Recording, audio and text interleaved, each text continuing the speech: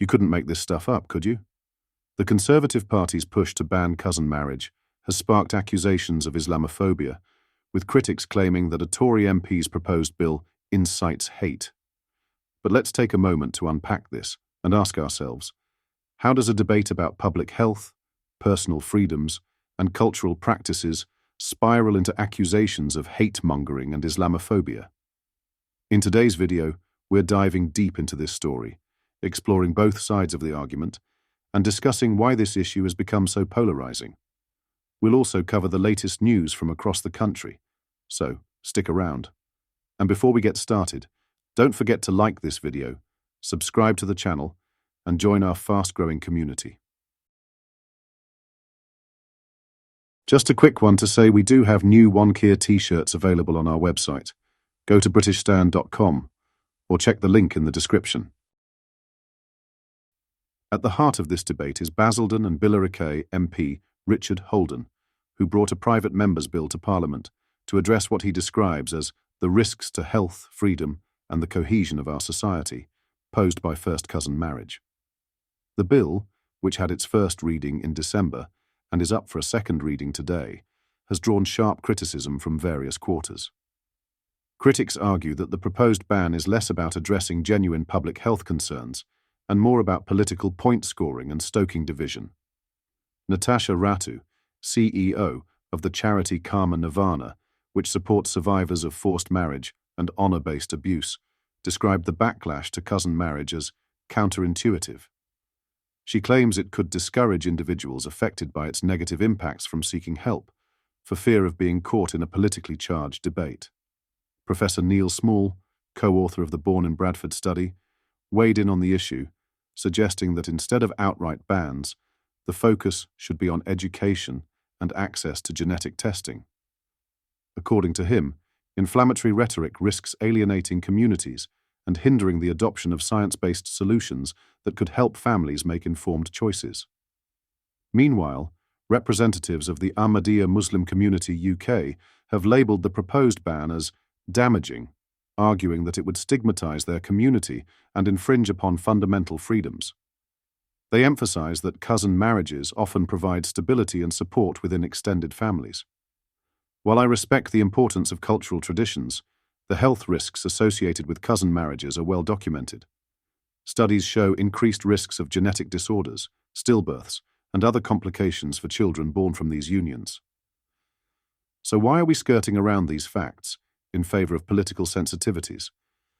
If a law is proposed to protect public health, shouldn't we be engaging in a constructive, solutions-focused dialogue rather than shutting down the conversation with accusations of hate? Here's the crux of the problem. Opponents of the ban seem more concerned about its supposed intent than its actual impact. Yes, it's essential to ensure the bill doesn't stigmatise or alienate communities, but does that mean we ignore the issue entirely? Surely there's a way to balance cultural respect with science and public health. Additionally, the argument that cousin marriage strengthens family bonds feels outdated in the context of a modern, diverse society. Isn't it time we encouraged healthier practices without viewing it as an attack on culture? Public health policy should aim to educate and empower individuals, not perpetuate practices that could harm future generations. This debate is a perfect example of how a legitimate issue can become entangled in political and cultural sensitivities.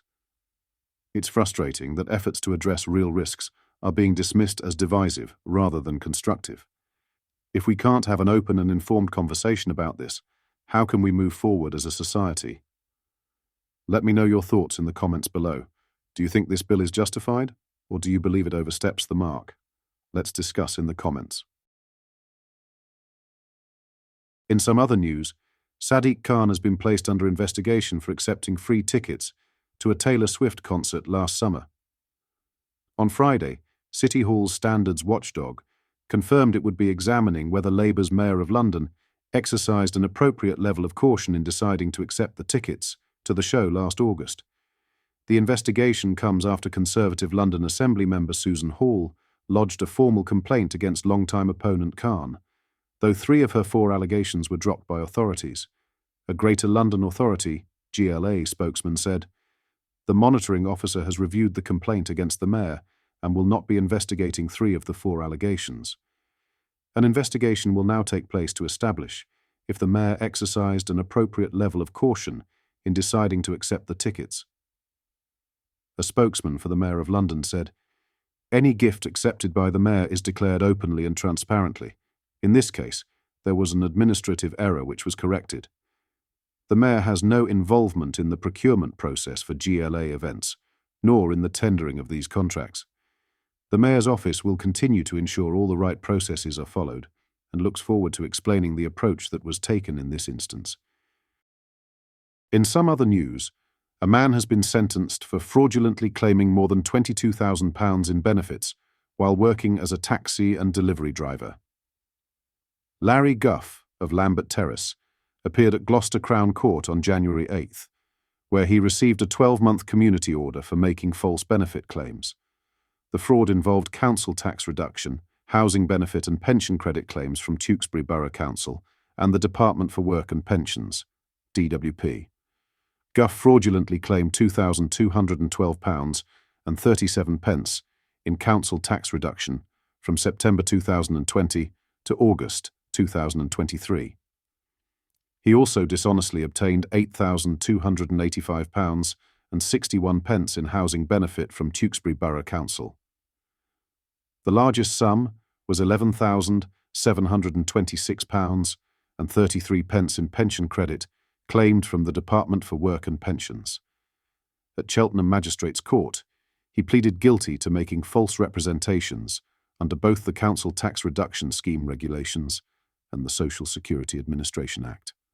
The fraud was uncovered when Guff failed to notify authorities that he was employed as both a taxi driver and delivery driver. His undeclared employment meant he was not entitled to the benefits he claimed. The investigation was launched after the council received reports about Guff's circumstances. Officers from the council's counter-fraud and enforcement unit worked alongside DWP colleagues to investigate the case. As part of his sentence, Guff was ordered to complete 80 hours of unpaid work. The court also ordered him to pay a £95 surcharge. The prosecution was brought by the Crown Prosecution Service on behalf of the DWP in connection with the pension credit and housing benefit claims. Tewkesbury Borough Council's lead member for Finance and Asset Management, Councillor Stuart Dove, emphasised the council's commitment to protecting public funds.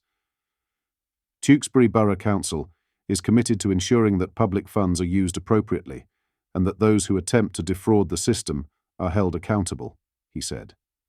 He added, "This successful prosecution demonstrates our dedication to protecting the integrity of our welfare system and supporting those who genuinely need assistance.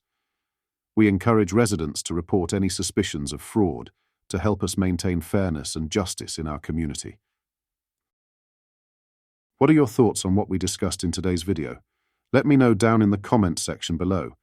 If you've not yet already, make sure you do drop a like on this video and subscribe to the channel for more British political content.